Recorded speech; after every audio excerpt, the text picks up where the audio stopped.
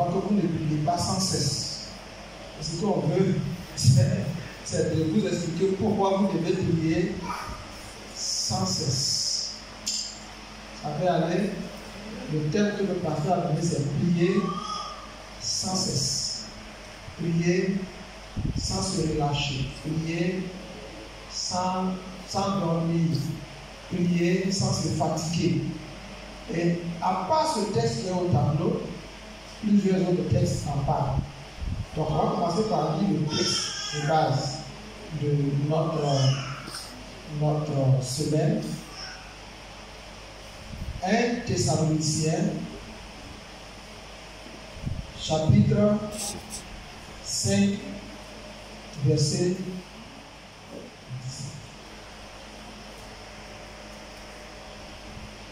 Dans ce chapitre-là, Paul dit beaucoup de choses. Il dit ce que doit être la vie d'un chrétien. Un chrétien normal. Un chrétien que Dieu a créé.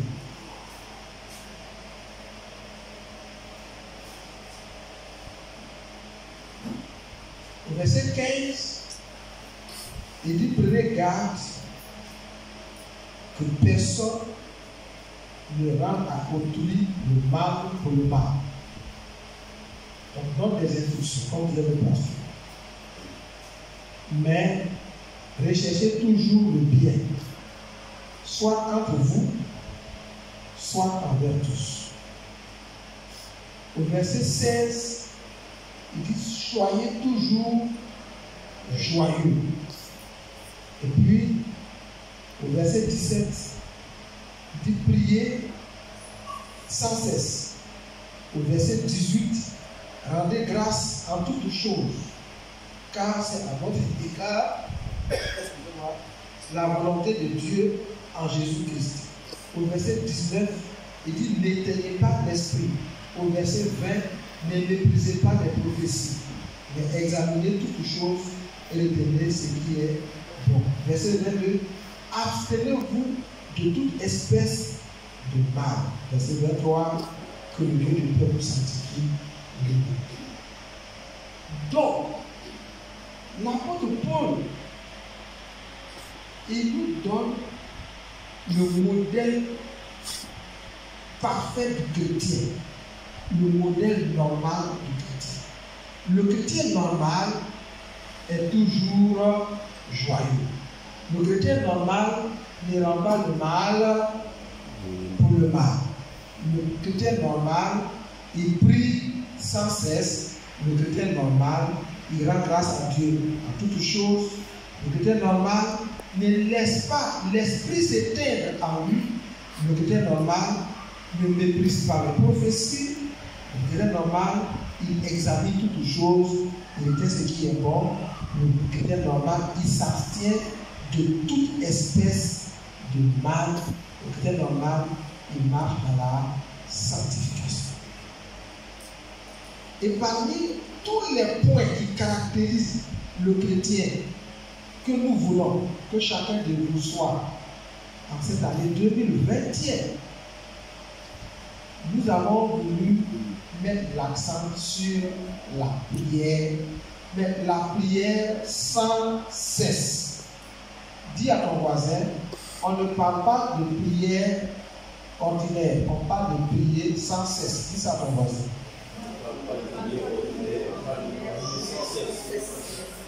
Voilà. Mes frères et sœurs, mon intention en intervenant ce soir, demain, vendredi et dimanche ici, ce n'est pas tellement pour vous apprendre à prier, même si ça fera partie, mais c'est de vous expliquer pourquoi nous devons prier sans cesse et comment il est possible de prier sans cesse. Comment faire pour prier sans cesse? Parce que c'est ça que nous voulons. Nous ne voulons pas de prière matin, midi, soir. Matin pour aller au travail, à midi pour manger, et puis le soir pour dormir. C'est pas ça que nous voulons. Ça, vous faites ça déjà. N'est-ce pas? Donc on va vous apprendre ce que vous faites déjà. Ce que vous ne faites pas, c'est de prier sans cesse. Alors, on va lire beaucoup de versets.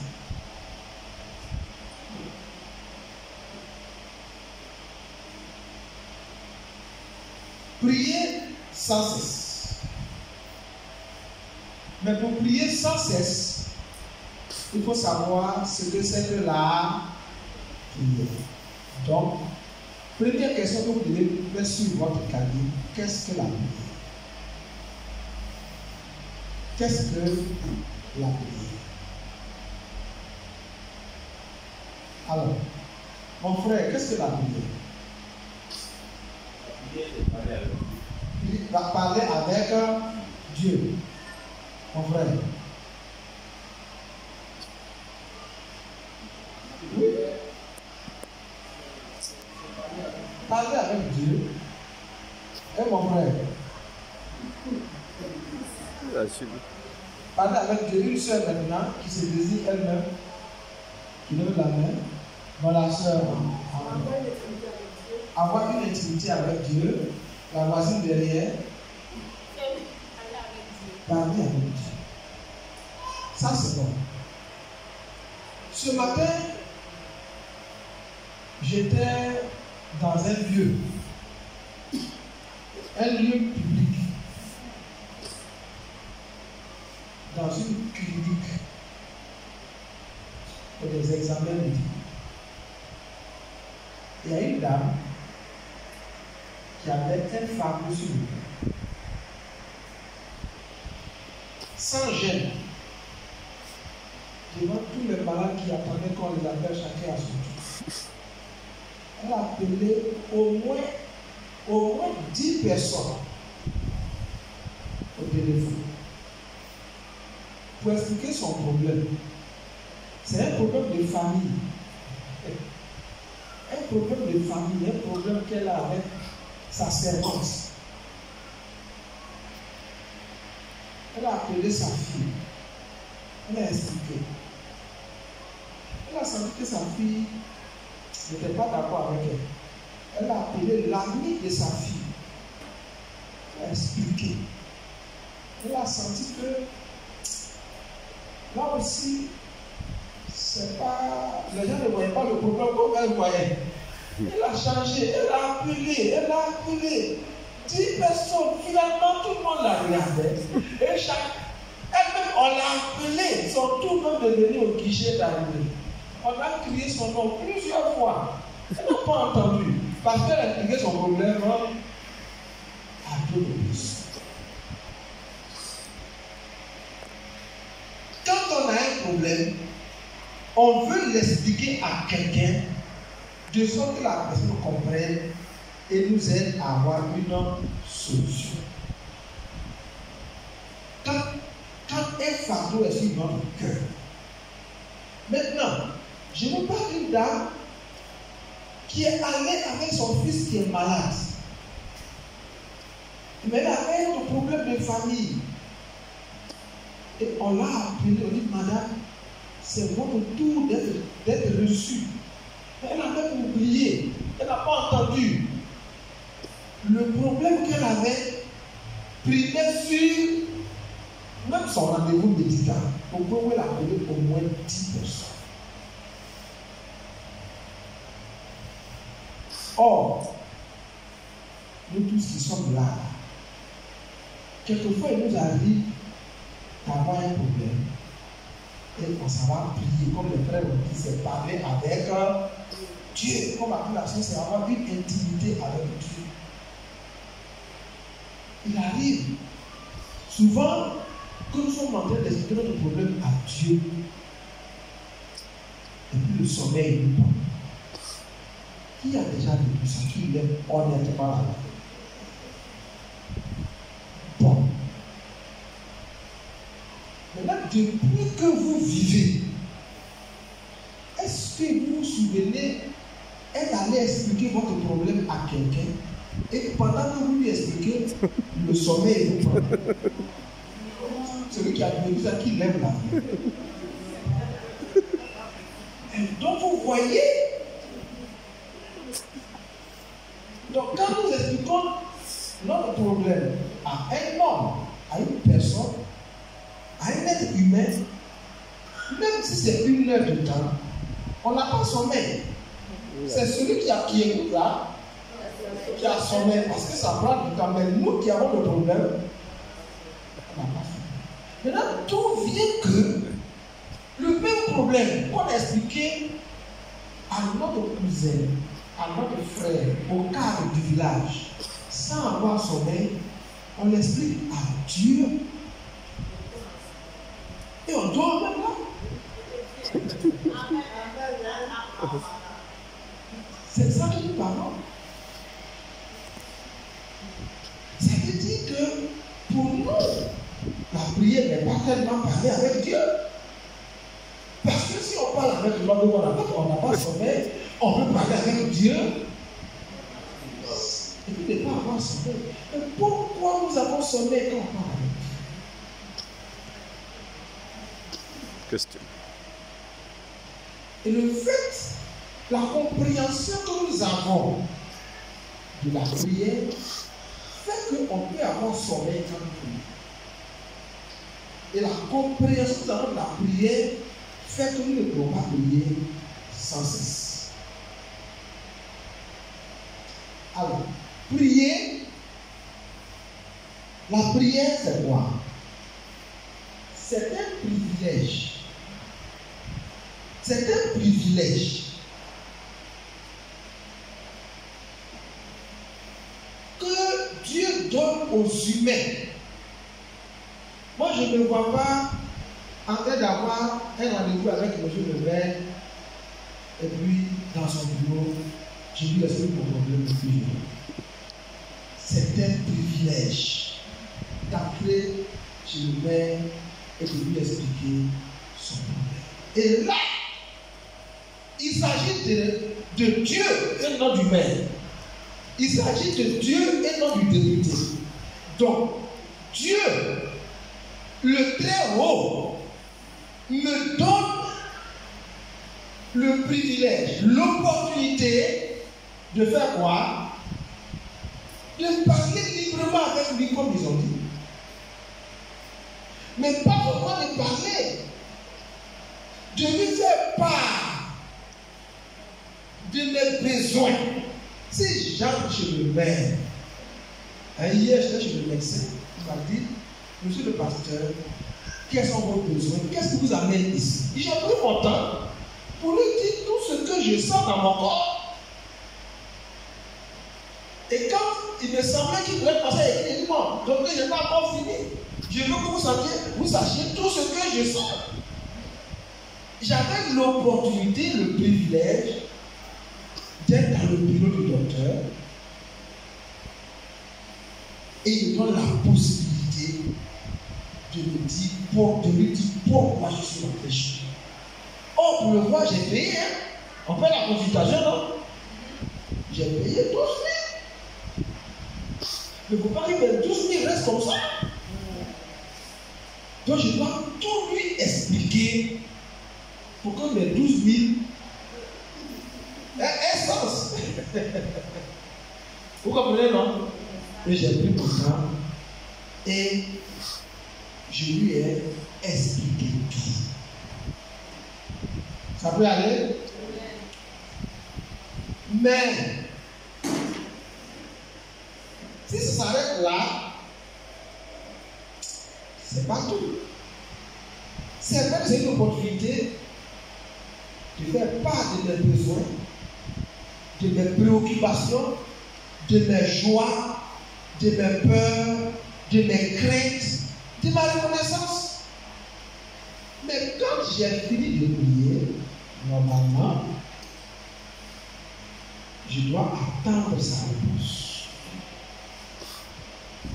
Or, ce que nous tous avons l'habitude de faire, quand nous on a fini, on parle, et puis on dit, bon, au nom de Jésus, je t'ai parlé, Amen. Et puis on s'élève. Dieu dit, je veux te répondre, non, je suis pressé, le bus va passer. Donc, ce n'est plus Parler avec Dieu, ça devient parler à Dieu. Or, dans la vraie prière, je l'avais comme une opportunité d'être devant le Très-Haut, le Tout-Puissant. Et je lui ouvre mon cœur, comme Anne a ouvert son cœur. Je lui ouvre mon cœur, comme David a ouvert son cœur. Et je dis ce qui est dans mon âme. Anne a dit, je répands mon âme devant Dieu. Ça peut aller. Et puis, j'attends la réponse de Dieu en toute confiance. En toute confiance. C'est ce que nous ne faisons pas. Quelquefois, même là, nous-mêmes, on oublie la prière qu'on a faite. C'est pas juste.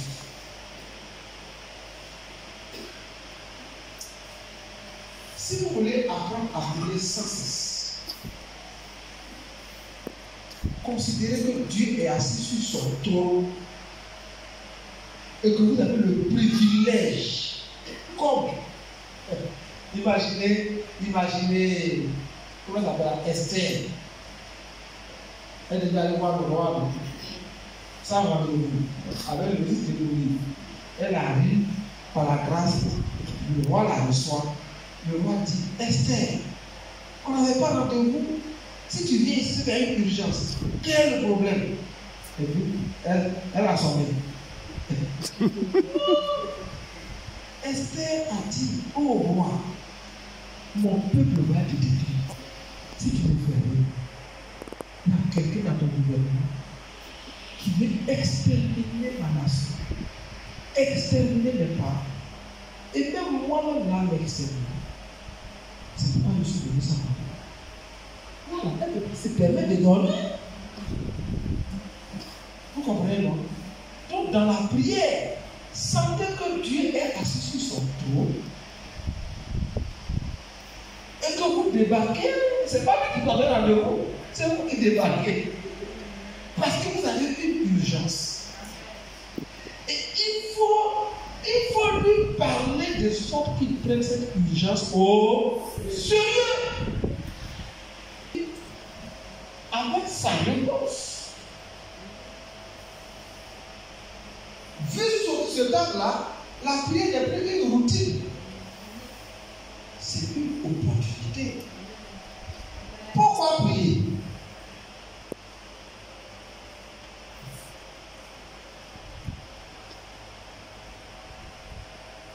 On prie pour faire connaître nos besoins à Dieu. C'est ce qui est dit dans la Bible. Ne vous inquiétez de rien, mais en toutes choses, faites connaître vos besoins à Dieu par les prières et les supplications avec les actions de grâce. Ça, c'est dans Philippiens chapitre 4, verset 6. Ne vous inquiétez de rien.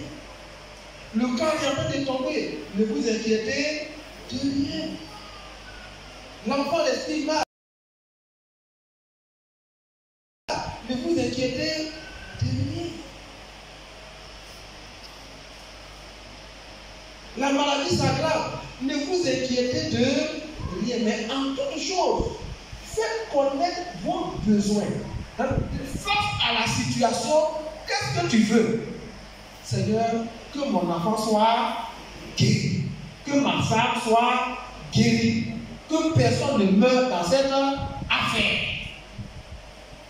La situation est là, mais la situation déclenche des besoins. Et quand je demande Dieu, fais connaître à Dieu tes besoins.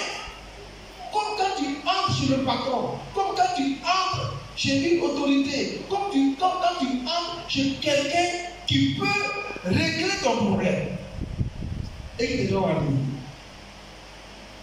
Ne vous inquiétez de rien, mais en toutes choses, en toutes circonstances, faites connaître vos besoins à Dieu par les prières et les supplications. Si tu es baoulé, tu dis Yaki. Si tu es bêté, tu dis Yaki.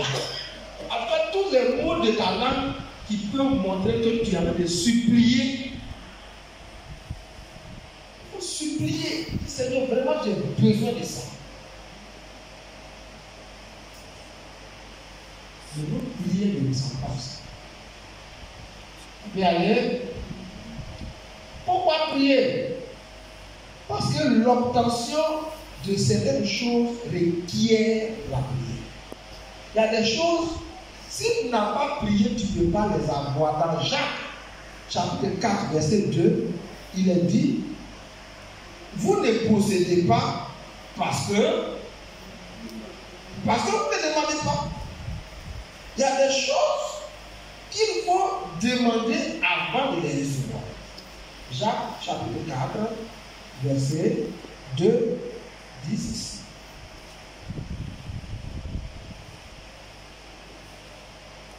Vous convoitez et vous ne possédez pas. Vous êtes meurtriers et envieux et vous ne pouvez pas obtenir.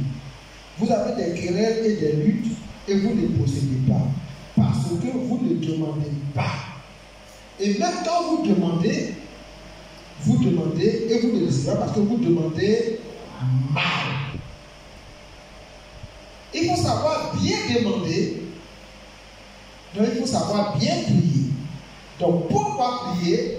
On prie parce que Dieu nous demande de lui faire connaître nos besoins par des prières et des supplications avec des actions de grâce. Et puis, il dit, vous ne possédez pas. Tu n'as pas d'argent parce que tu n'as pas demandé d'argent à Dieu. Tu n'as pas de maison parce que tu n'as pas demandé de maison à Dieu. Tu te dis, comment je peux construire une maison? Demande la maison à Dieu. Dieu, je veux une maison. Lui, il sait comment faire pour que tu aies une maison. Demande une voiture à Dieu. Demande une femme à Dieu. Demande des enfants à Dieu. Elle a demandé son enfant. Elle a eu son enfant. Ou bien?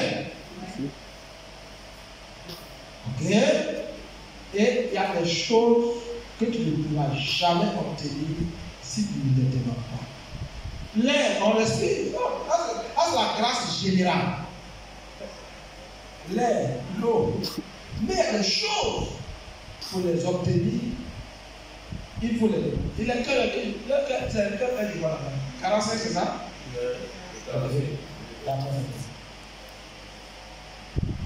Et on a déjà vu Philippiens. Pourquoi prier? Parce que la Bible dit, ne vous inquiétez de rien, mais en toute chose, faites connaître vos besoins. Vos besoins matériels, vos besoins spirituels, vos besoins financiers, vos besoins sociaux, vos besoins moraux, tous les besoins. Si tu as besoin de quelque chose, vos besoins en termes de santé, faites connaître ça à Dieu avec des prières. La seule manière, tu ne peux pas écrire une lettre à Dieu. La seule manière par laquelle tu peux faire tes besoins à Dieu, c'est par des prières et des supplications. Tu peux prier. Et comme tu as beaucoup de besoins, tu peux prier sans cesse. Oui. Voilà. Donc, dans Matthieu 7, verset 7 à 11, il dit, demandez et l'on vous donnera. Cherchez et vous trouverez. Frappez et l'on vous ouvrira. Car quiconque demande reçoit. Si tu ne demandes pas, tu ne recevras pas. Hein? Et puis, Jésus a répondu à quelqu'un, un homme ne peut recevoir que ce que le ciel lui a donné. Si tu n'as pas demandé quelque chose au ciel, le ciel ne te le donnera. Tu peux aller. Un homme ne peut recevoir que ce que le ciel lui a donné. On y va. Pourquoi prier encore? Pour exprimer notre foi et notre confiance et notre entière dépendance et une petite erreur envers Dieu. C'est-à-dire, quand tu pries, c'est parce que tu crois que Dieu va t'aider. Parce que si j'ai un problème, dit que je crois que la solution à mon problème est chez le pasteur du lobby. J'ai dit non, pasteur Boni, ou bien. Donc, si quand nous prions, c'est parce que nous croyons que Dieu peut régler notre problème. Tu ne vas jamais poser ton problème d'argent à quelqu'un qui n'a pas d'argent. D'accord? Donc, il est dit, oh, sur la foi, il est impossible de lui être agréable. Car il faut que celui qui s'approche de Dieu croit que Dieu existe et qu'il est le rémunérateur de ceux qui le cherchent. Prier, c'est déjà prouver à Dieu que tu lui fais confiance. Celui qui ne prie pas, nous prions parce que nous croyons que Dieu existe, parce que nous croyons que Dieu répond à ceux qui le sollicitent. Ne pas prier, c'est estimer qu'on peut y arriver sans Dieu et qu'on n'a pas besoin de lui.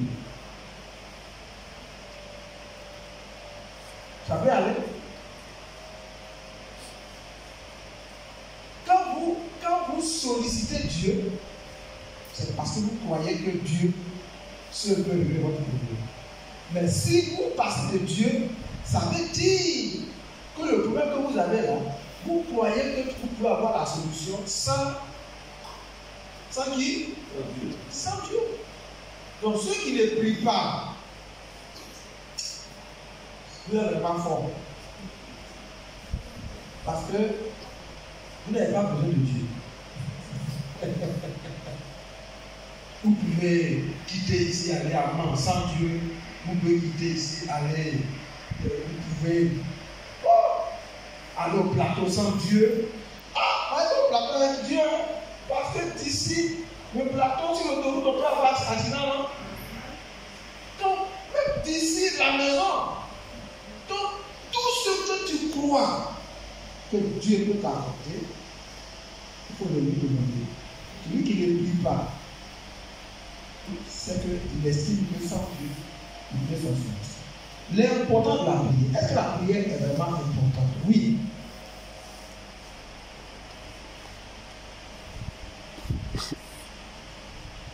Les apôtres, il y avait des problèmes dans l'église. Un problème de murmure, de plainte. Parce que les hellénistes murmuraient contre les Hébreux, parce que leurs vœux étaient négligés. Les apôtres ont dit ceci: il n'est pas convenable que nous laissions la parole de Dieu pour servir au temps. C'est pourquoi, frères, choisissez parmi vous 7 hommes de qui nous rendent un bon témoignage, qui soient pleins d'Esprit Saint et de sagesse, et que nous chargerons de ce temps. Et nous continuerons à nous appliquer à la prière et au ministère la parole. A dit, l'église Ernest est divisée, n'est-ce pas? Les hellénistes murmurent contre les Hébreux et ça fait des cas. Les apôtres disent, nous on n'a pas le temps. Choisissez cette personne. Ils vont gérer ça. Et nous, on va passer notre temps dans la prière et dans le ministère. Donc pour les apôtres, entre s'asseoir pour juger un problème et prier, qu'est-ce qui est plus important? Prier. Parce que prier, c'est le privilège qu'on a d'expliquer nos problèmes à Dieu. Vous allez tenir les réunions, nous, on garde notre privilège de parler avec Dieu. On va dire à Dieu qu'il y a des trucs dans l'église. On va dire à Dieu que les hérédits ne sont pas contents. On va dire à Dieu qu'il y a eu des palabres. Et Dieu va nous aider à régler ça. Et vous verrez que quand vous lisez la Bible, ce problème a été réglé, on n'en a plus jamais reparlé. Pourquoi? Parce que pendant que les uns réglaient ce problème, d'autres ont gardé le privilège de parler avec Dieu. Oh non! Qu'est-ce qu'on fait? On prend plus de temps à parler à nous et peu de temps à prier.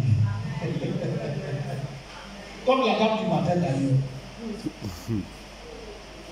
Il dit, et nous continuons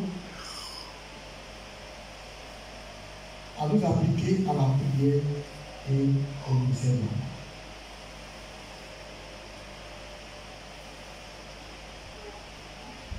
Dans Luc chapitre 18, verset 20, on dit, Jésus leur adressa une parabole pour leur montrer qu'il faut toujours prier et ne point se relâcher.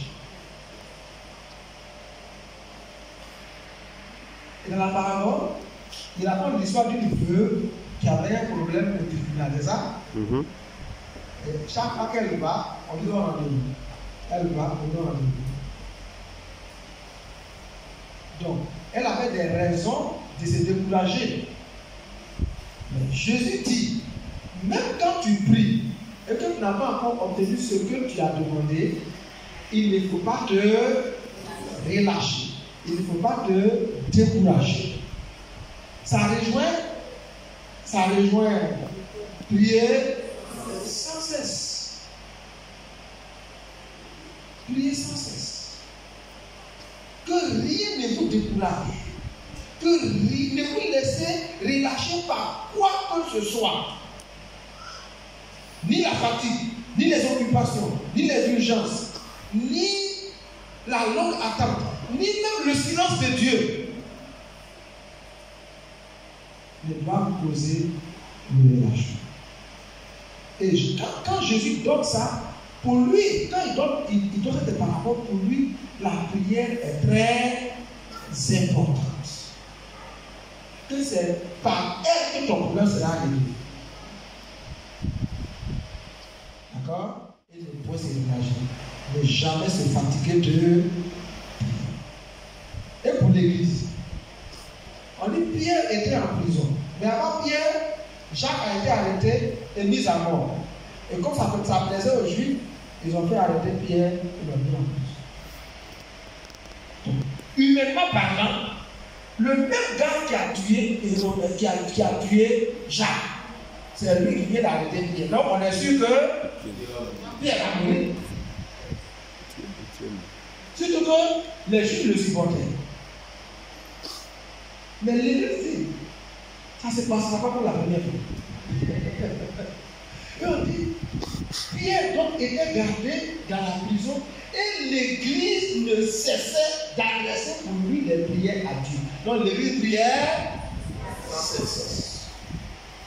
Alors que l'Église avait des preuves que le Niger est dangereux. Il a déjà tué un enfant. Il faut dire, mais où était Dieu quand Jacques est mort? Où était nos prières quand Jacques est mort? Mais ils ont dit, non, tu as tué Jacques, mais cette fois-ci, tu vas tuer Pierre. Et pendant qu'il priait, un ange est descendu dans la prison et a libéré Pierre. C'est pas parce que tu as échoué hier que tu vas prier aujourd'hui. Prions sans cesse. Ça peut aller? Oui. Jésus priait pour prendre des décisions. Dans Luc chapitre 6, verset 12, on nous dit qu'il devait établir des 12 apôtres. Mais il est allé passer toute la nuit. En ce temps-là, Jésus s'est rendu sur la montagne pour prier. Et il passa toute la nuit à prier Dieu. Quand le jour parut, il appela ses disciples et en choisit 12 auxquels il donna le nom d'apôtres. Ça, c'est pas aïe. Ça, c'est pas pasteur de lui. C'est pas pasteur de lui. Lui, il connaît les cœurs. Lui, il sait qui est qui. Il est quand même allé dire, Père, demain, je vais mettre en place le conseil de vente. Il y a plusieurs personnes qui me suivent. Parmi tous ceux qui me suivent, qu'est-ce que tu penses de Pierre? Qu'est-ce que tu penses de Matthieu? Qu'est-ce que tu penses de Nathanaël? Et il a cité plusieurs personnes. Et tout ce que Dieu, son Père, a validé, le lendemain, il a établi. Mais non, on dit pas que ça vient chanter dans le groupe musical.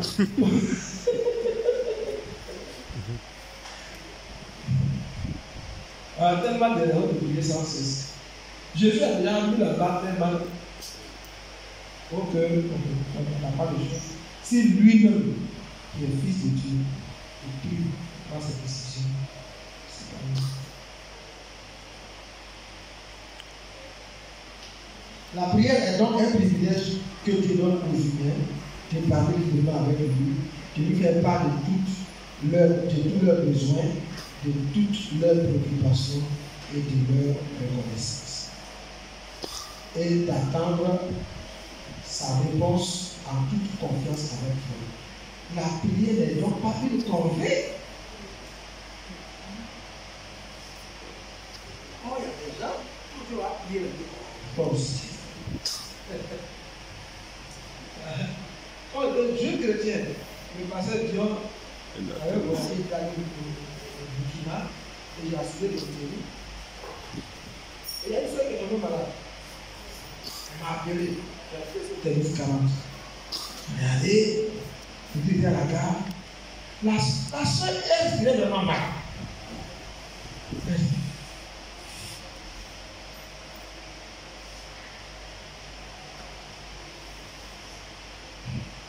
Quand je suis arrivé, j'ai dit bon, mes amis, on va prier. Il m'a prié. Tu ne veux pas la fille là? Elle n'a pas de prière. Je ne sais pas quelle esprit elle n'a pas prié, on va prier.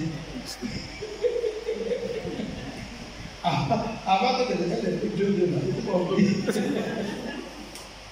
Et nous avons prié. Et non, nous sommes allés aussi à Chute-Coco. Aux urgences. Jusqu'au matin, tu attends. La soeur s'est remise d'elle-même. Sans médicaments. Si on n'avait pas prié, si on avait compté sur la chair, on n'avait pas s'en sortir. D'accord? Seulement, vous devez savoir qu'il y a plusieurs sortes de prières. Vous ne priez pas sans cesse parce que ça veut dire qu'il y a plusieurs sortes de prières. Il y a des prières d'intercession. Il y a des prières, des requêtes et des demandes. Il y a des prières de combat et puis il y a des actions de grâce. Tout ça, pour voir Éphésiens chapitre 6, verset 18. On a dit tout à l'heure, faites par l'esprit toutes sortes de prières. Faites par l'esprit toutes sortes de prières. Et dans Philippiens 4, verset 6, comme on a déjà lu, il dit faites connaître vos prières à Dieu par des prières et des supplications avec des actions de grâce. Parlons rapidement de l'intercession et puis on va prier. L'intercession, c'est quoi? C'est prier en faveur de quelqu'un ou bien en faveur d'un groupe. L'intercession vient de inter, qui signifie entre, et puis pseudo, qui signifie venir ou marcher. Parce que les intercessions qu'on a dans les églises, c'est pas ça, hein? C'est pas une intercession, hein? Ah, c'est bavardage.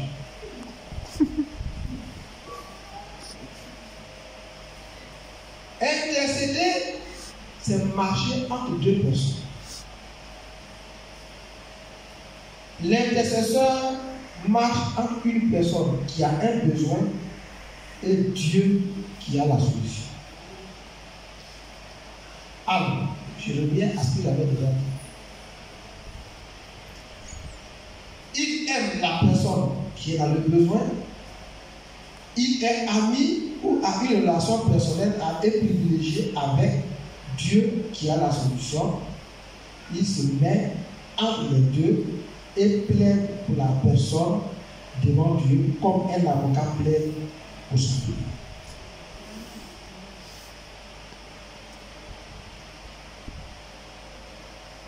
Le pasteur connaît le maire.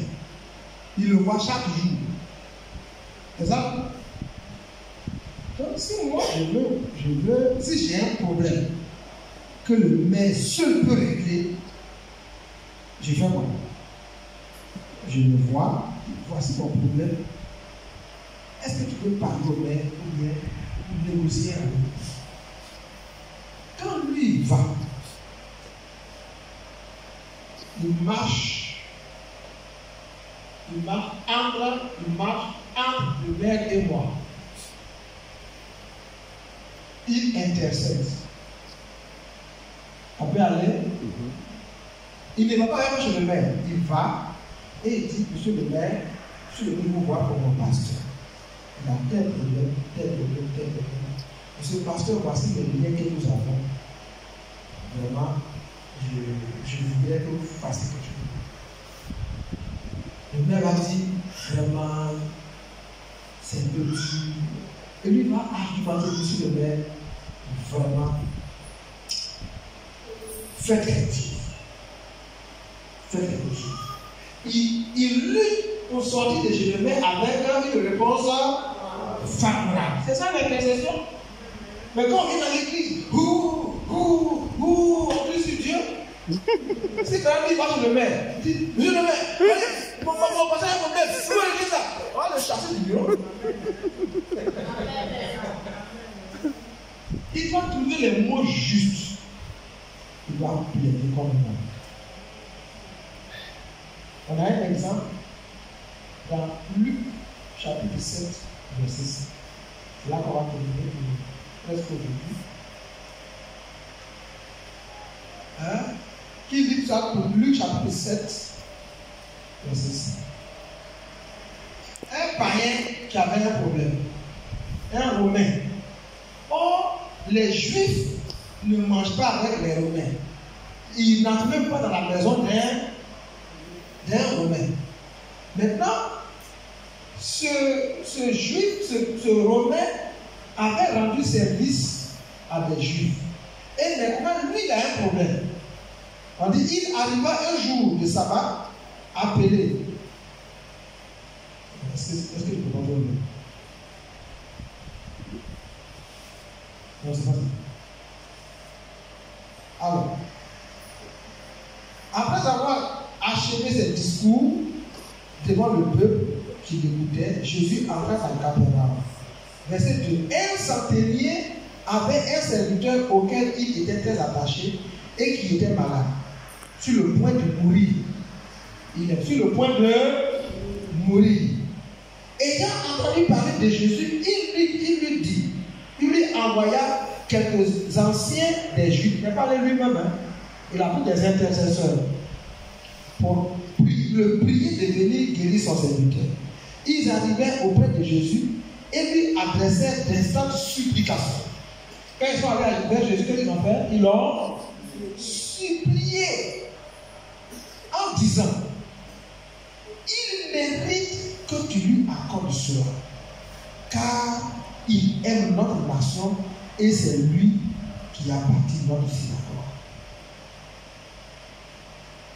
Et Jésus est parti. Ce n'est pas lui qui a dit, si vous allez, dites que c'est moi qui ai construit la synagogue. C'est eux-mêmes qui ont trouvé les arguments. L'intercession, quand il est devant Dieu, c'est lui qui veut convaincre Dieu.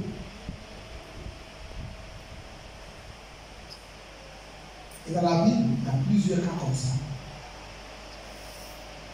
Moïse, Dieu voulait détruire le peuple. Moïse a voulu détruire la Bible de Dieu. Et dans la Bible, nous avons Epaphras, qui est des vôtres, vous savez, serviteur de Jésus-Christ. Il ne cesse de combattre pour vous. Et il combattait pour lui-même. Quand le pasteur de l'homme va devant le Père, est-ce qu'il parle pour lui-même? Il parle pour moi. L'intercession ne parle pas pour lui, il parle pour quelqu'un d'autre. Ça peut aller. Et puis Jésus, la Bible dit que Jésus est assis à la droite de Dieu et il intercède pour nous. La Bible même que le Saint-Esprit intercède pour nous. Et l'Église ne cessait d'intercéder pour Pierre. Ce n'est pas l'Église qui était en prison, c'est Pierre qui était en prison. Mais quand l'Église priait, l'Église plaidait devant Dieu, l'Église disait, Seigneur, fais quelque chose.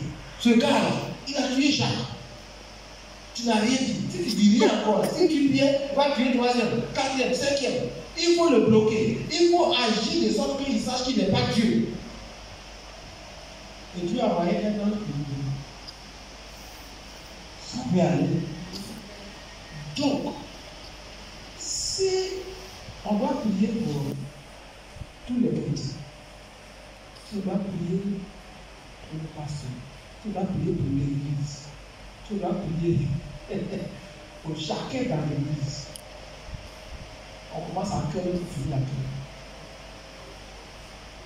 Rien que pour l'intercession, on peut prier sans cesse.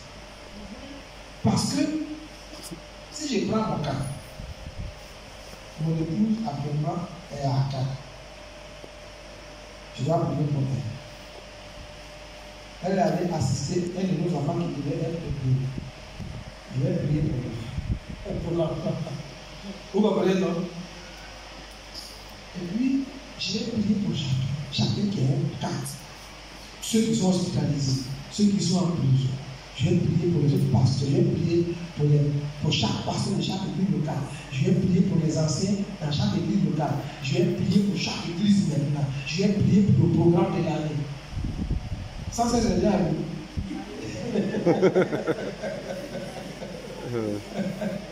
Vous comprenez, non? Mais tout ça, on n'arrive pas sans cesse parce que nos prières ne sont pas organisées. Et on ne doit pas la prière comme un privilège qu'on a de venir devant Dieu et de partir avec une solution. Que le Dieu de ce nous aide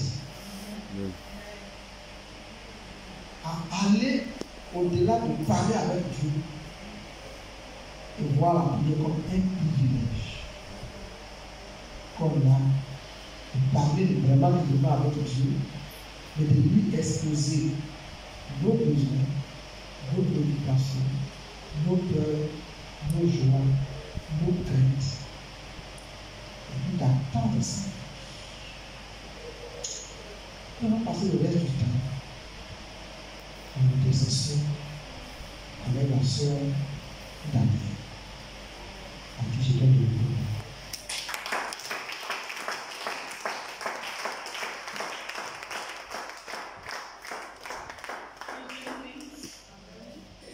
Alléluia. Est-ce qu'on peut se tenir debout et acclamer puissamment le Seigneur?